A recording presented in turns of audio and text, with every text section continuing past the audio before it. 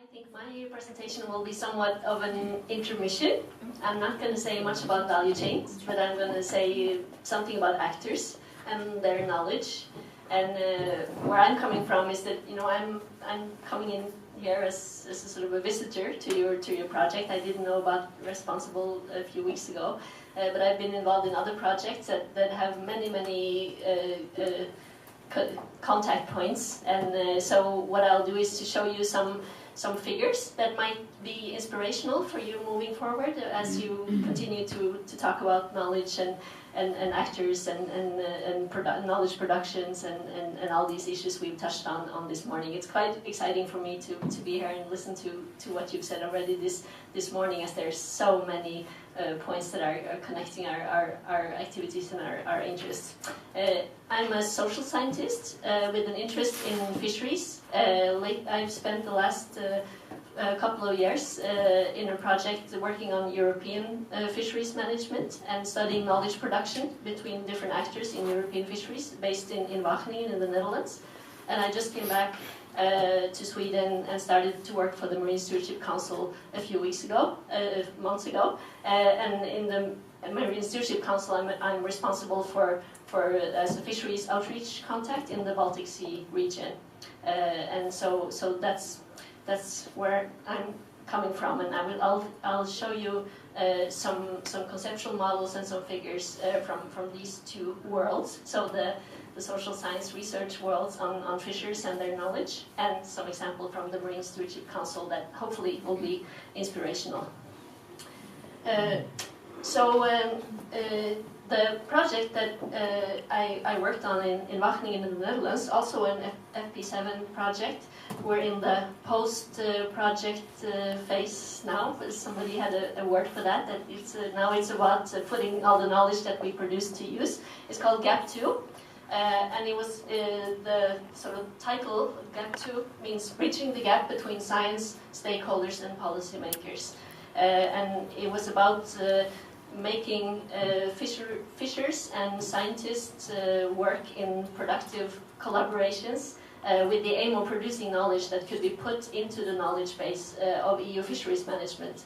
And this is a very contested area. Somebody mentioned, it's common fisheries policy and knowledge production for EU fisheries has been quite an area full with tensions between these actor groups for some time. So by promoting good collaborations, that was sort of one of the sort of ways to address those sort of tensions and issues.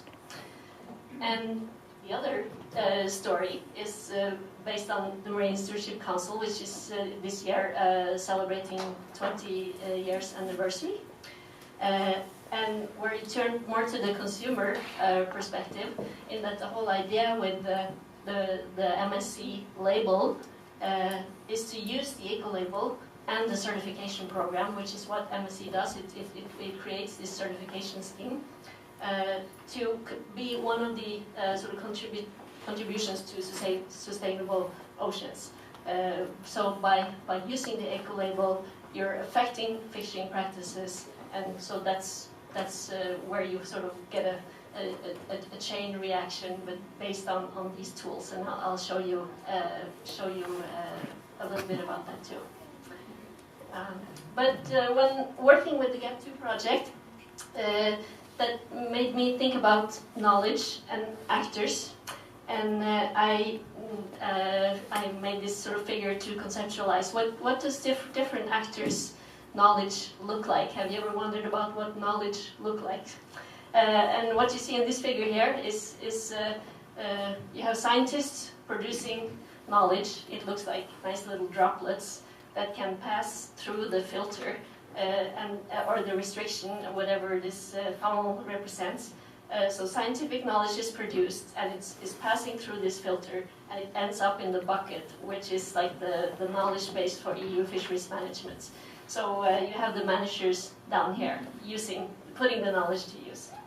Then you have the stakeholders, and we're asking stakeholders to contribute with their knowledge, and typically in EU fisheries management, that would be the advisory councils. So you have fishing industry and NGO in the advisory councils, and they are asked to contribute with knowledge to the knowledge base. But it looks kind of clunky, and it might not come through the filter because the system is based on accepting scientific knowledge only. So what do? You could ask the stakeholders to be part of the scientific research projects, which, participatory research, you get stakeholder views and knowledge into the scientific process.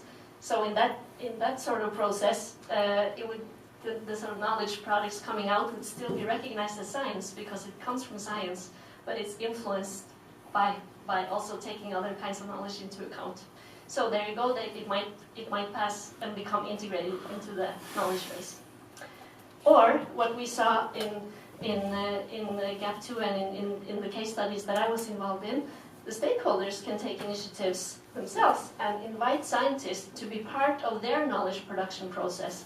And in the cases that I looked at, the stakeholders in the advisory councils, they produced management plans for EU fisheries. And they did that by inviting scientists into their process and producing stakeholder knowledge that kind of looked like science. So it had a better chance to passing through and becoming part and integrated into the knowledge base. The third thing you can do is to change the shape of the funnel to be more accepting of different forms of knowledge. So we were sort of playing around with this concept and just sort of visualizing what do we mean when we say in the Common Fisheries Policy that we want to take all kinds of knowledge into account and make it a sort of broader knowledge base, making use of everybody's knowledge to have a better basis for making decisions. So and the sort of the three kinds of actors that I have up here, stakeholders being a big bag of everybody who sort of comes to a meeting wearing a stakeholder hat, and you expect them to say something stakeholder-ish, what contribute with stakeholder knowledge, what is that? And it's just so obvious that I'm not so sure if that's a very useful term because there's such a diverse group of people and they come with so many different forms of knowledge. So I'm not sure if stakeholder knowledge is a very useful concept. You really need to dig into who are they and what kind of knowledge is it that they contribute with. So I did my PhD as part of this project, and I thought a lot about knowledge exchange. Somebody mentioned knowledge exchange earlier today. And this figure here has actors who need to collaborate and to understand each other. And in this process of knowledge exchange, that's where people learn to communicate, they develop a common language, they develop a common understanding, and by doing that, that's where you sort of can move up the ladder to more complex issues that you can agree on. You don't have to have the same opinion, but by understanding each other, you can sort of team up behind a message and say, this is how we want to proceed, this is how we want to move further. And some social scientists like conceptual framework, and this is to illustrate that in this sort of area here between the actors, what we call boundary objects can help actors make those connections and understand each other. So boundary objects is sort of a very established term in social science theory. And what we saw in our project was that the key here is the activities, because these actors, being advisory councils, being fishermen's representative, for example, by being themselves actively involved in producing these management plans, so not being consulted top-down after the fact, producing some sort of an advice, but bottom-up actually producing the plans themselves, actively being involved, that's what made these sort of dynamics come to life. Because through engagement themselves, through the activities, this sort of ownership was created. Somebody mentioned ownership also earlier today. That's also very much what we saw in these sort of collaborations, that it's through the activities that people start feeling ownership for the issue. And once you feel that you are part of the problem, you sort of own the problem, you also own some sort of responsibility and motivation to find solutions. So that was some of the findings that came out of this. Okay, I'll move on to MSC. Now we're going to talk more about the consumer, because the MSC fisheries standard is sort of the whole idea is that we make consumers aware and make active choices, and that drives some positive change. Do you know about MSC? Have you seen the label? You know about it? Okay. Well, the fisheries standard is built around 3 basic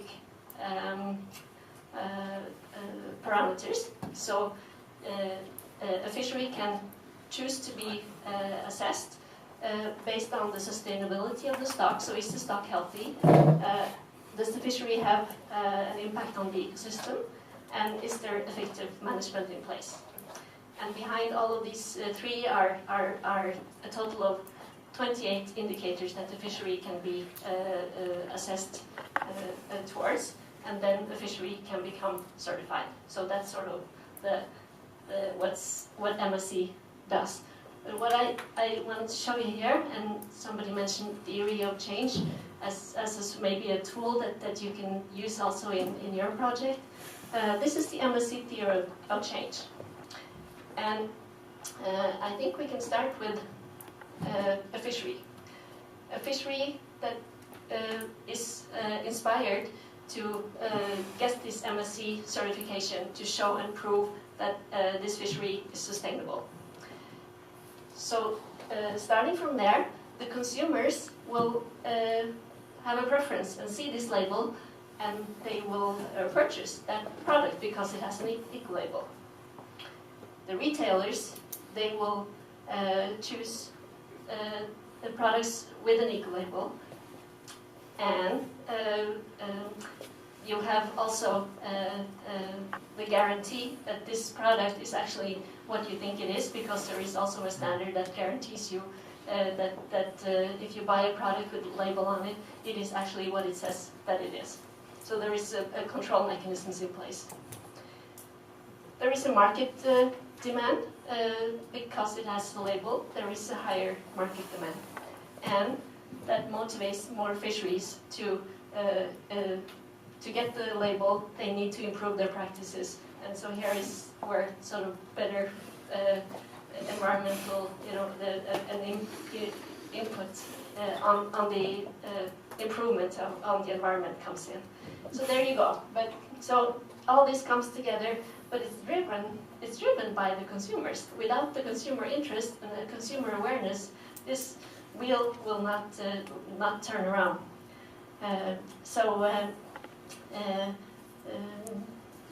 Yeah, I think actually that's my input to your process, and I'll be happy to discuss all of this with you in more detail.